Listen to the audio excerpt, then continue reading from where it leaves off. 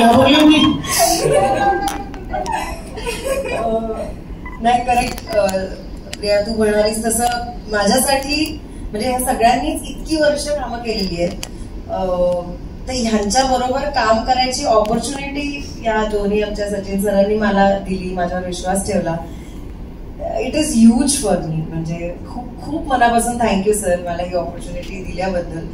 आणि त्याच्यानंतर ह्या अशा कलाकारांबरोबर काम करायला मिळालं. खूप माझा अनुभव म्हणजे प्रत्येक जणाचं वेगळं स्कूल आहे आणि त्या प्रत्येकाकडनं काहीतरी वेगळं ऑब्झर्व केल्यानंतर दिसत होतं, मिळत होतं. त्यामुळे मला खूप शिकायला मिळालं. असं सगळे म्हणतात, it sounds cliché but it is cliché for a reason. मला खरंच खूप शिकायला मिळालं आणि आय होप मला ते अप्लाय करता येईल. आणि खूप मजा आली फिल्म करतानाही. ऑथर बॅक्ड रोल मिळणं ही खूप मोठी गोष्ट असते कुठल्याही ऍक्टरसाठी.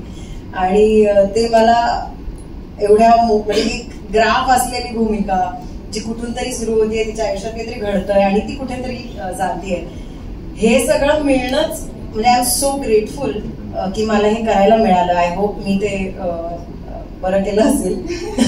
मी प्रयत्न मनापासून केलेत आणि मज्जा खूप केली आम्ही सगळ्यांनी ही फिल्म करताना, तर ती रिफ्लेक्ट झालीच असेल. आणि आय एम शुअर सगळे एन्जॉय करतील. तर 1 मे पासून सगळ्यांनी नक्की गुलकंद पुन्हा.